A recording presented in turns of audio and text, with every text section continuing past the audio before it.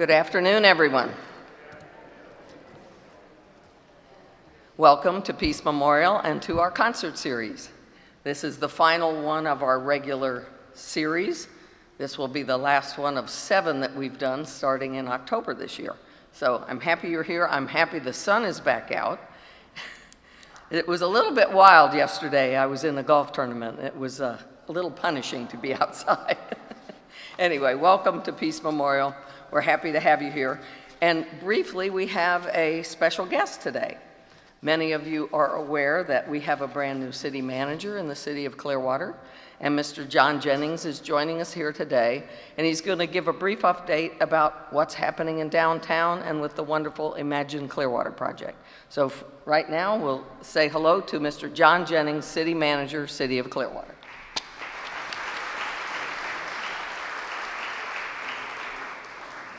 Thank you so much, Beth. Welcome. And really, thank you for being the creative force behind this concert series. You and many, many volunteers have put this together over the last 15 years, and it's an amazing addition to the city. Even though I've only been with the city for 5 months, these are the kind of things that really bring out the heart of any city.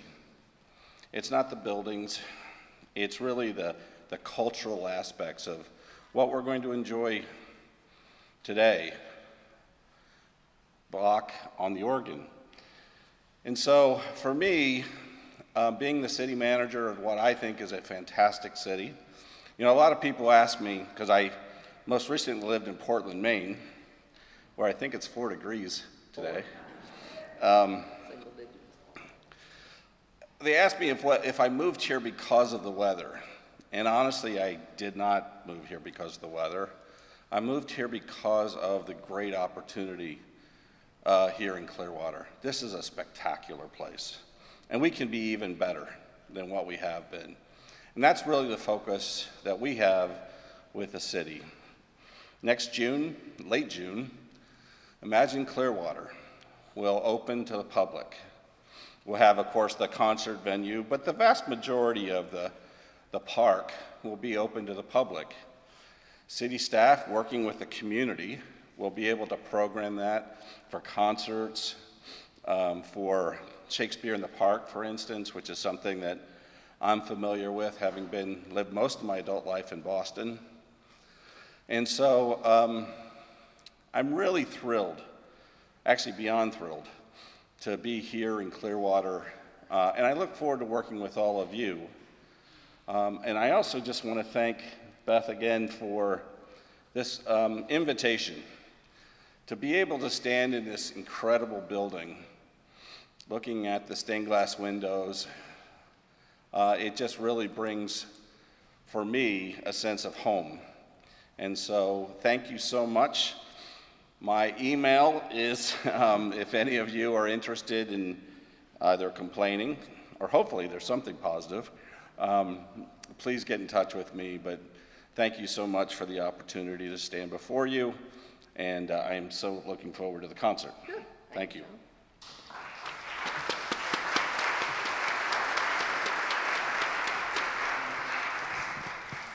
It will be wonderful to have another excellent ally in promoting cultural things in downtown Clearwater. So I'm looking forward to working with them. I know everyone at the church is. As we get ready for our final concert of the season, I would be remiss if I didn't thank first and foremost the members of Peace Memorial Church who make this facility available to us.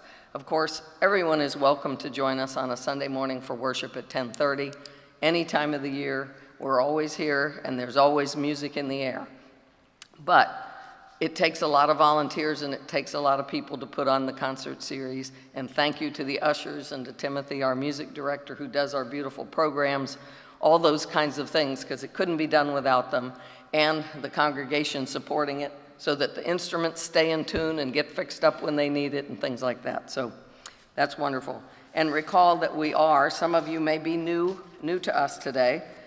We are a donations only, so there will be a break in the program. You can see it in your printed program when we will take up an offering, and we hope you'll be generous. We know that to go to concerts at Ruth Eckerd Hall or whatever. They're wonderful events, but many of them are quite pricey. So we're happy that people, regardless of their financial circumstances, can afford to come here and hear a variety of beautiful programs over the year. So thank you all. And with that, let's get on to some wonderful music.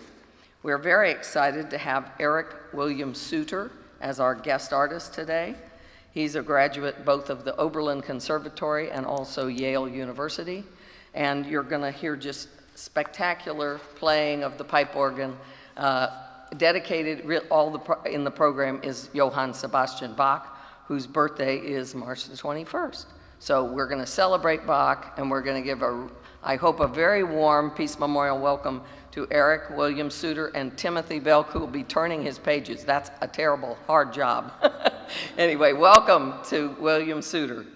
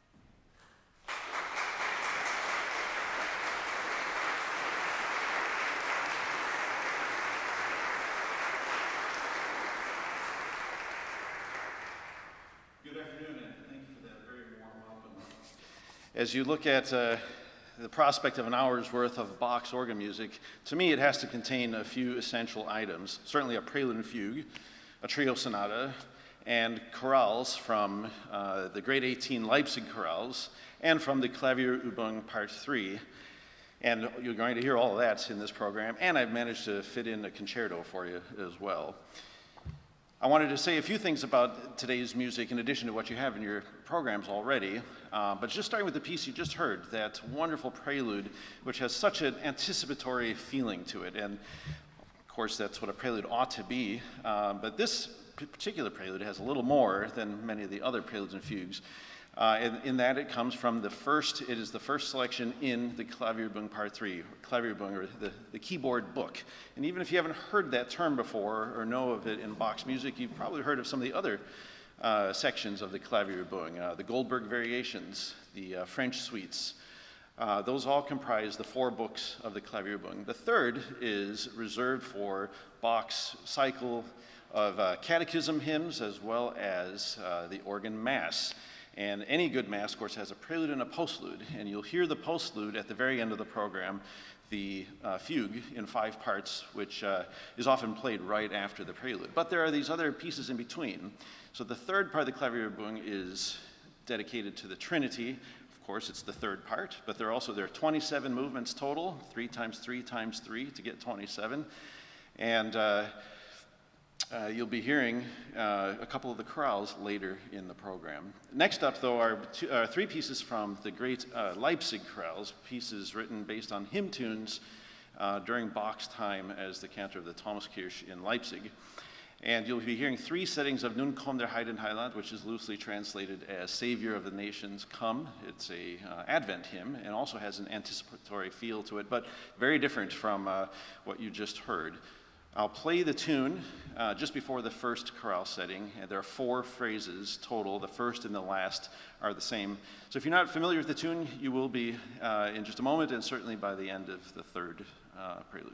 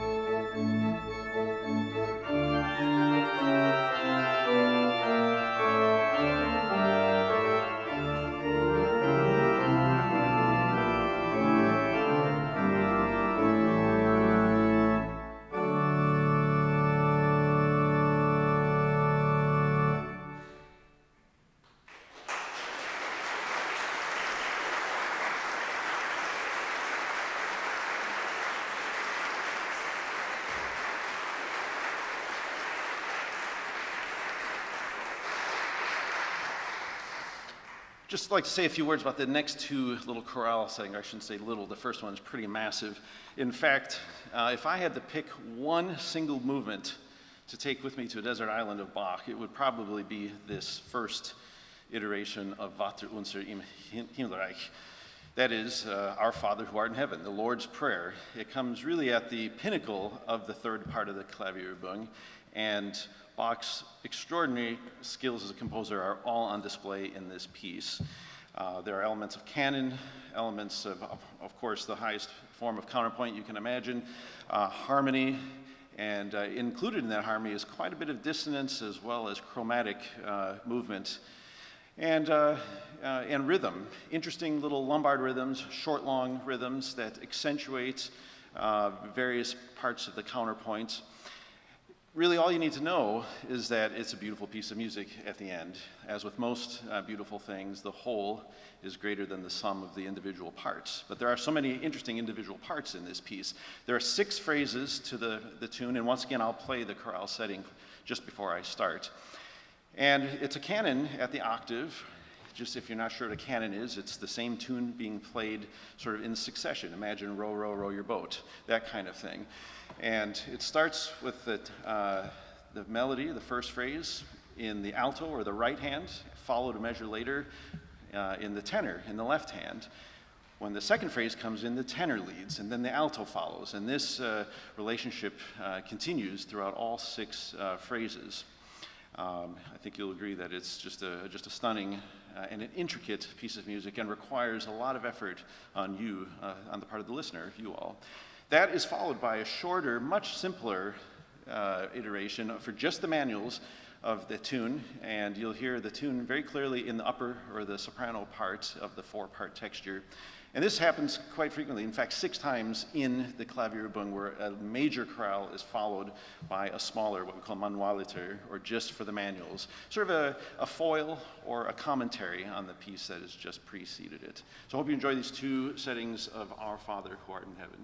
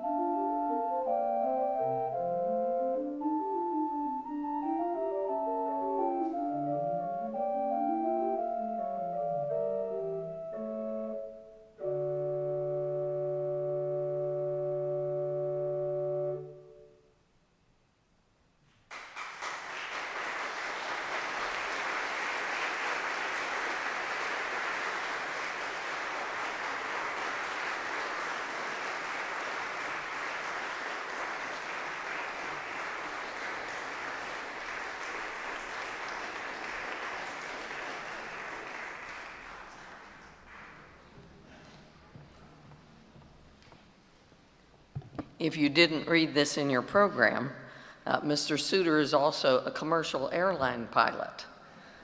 He very clearly likes things with a lot of pedals and knobs, and he likes to drive. Anyway, what beautiful playing. We're very privileged to have him presenting this program. As the ushers come up, we're going to take our offering now.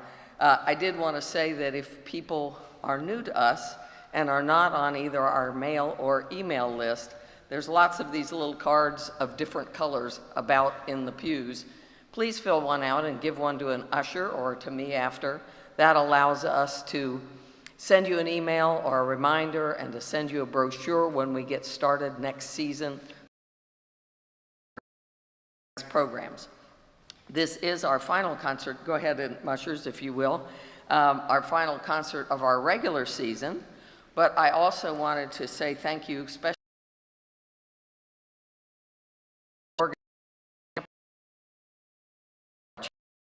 both organizations helped us with the travel and accommodation arrangements so that we were able to afford having this wonderful guest artist with us today. So while they're doing that, and I hope you're being generous so we can keep bringing you these lovely programs, we are well underway on our plans. In your program today is a little insert, and I hope you'll take that home with you. I've already have to tell Mr. Belk that when he prints things, don't print in yellow. Some of our older eyes don't see that so well. But I assure you, when you get home and there's better light, you'll see. But we do have most of our series sketched out for next year, and we will be starting back in October with a wonderful concert featuring Rebecca Penny's pianist. And this summer, we will have the wonderful ambassador program of the students that are studying at the Rebecca Penny's Piano Festival at University of South Florida in July. So we will have some things to enjoy over the summer, even after we're off our regular season. One other thing that's coming up soon, and it's not part of our series, but it will be hosted here at Peace Memorial. A lot of fun. I believe it's about a week after Easter. It is April the 23rd on a Saturday. You do have to have tickets, although they are free of charge. They want people to register online. It's the Ukulele Festival, and they will both be having a concert in here in the evening, and all during the day in our fellowship hall, which is down the hallway here, they will be having all kinds of lessons and tutorials and seminars to learn all about the ukulele and enjoy playing. I'm told that there are literally hundreds of ukulele players that come together for this festival. So it'll be a lot of fun, and it's another opportunity for you to enjoy nice music here. So we will, again, just a highlight of our series for next year, we will have a solo pianist classical program first. In October, in November, we will be having the wonderful La Lucha Jazz Ensemble, and they are joined by a just fantastic young man vocalist, jazz vocalist in November. They will be the weekend before the Suncoast Jazz Fest. And then for Christmas, for our holiday music, we will be having back the Suncoast Bronze Ringers. I think they brought something like 30 bell ringers 2 Christmases ago, and they were wonderful, and we're having them back for our December program. So take this little insert home with you as a reminder to make some plans for next season. And in a moment, we will have our wonderful organist back to play the last part of our series. So thank you for coming, and we hope that you will join us again. And these other opportunities that are occurring downtown.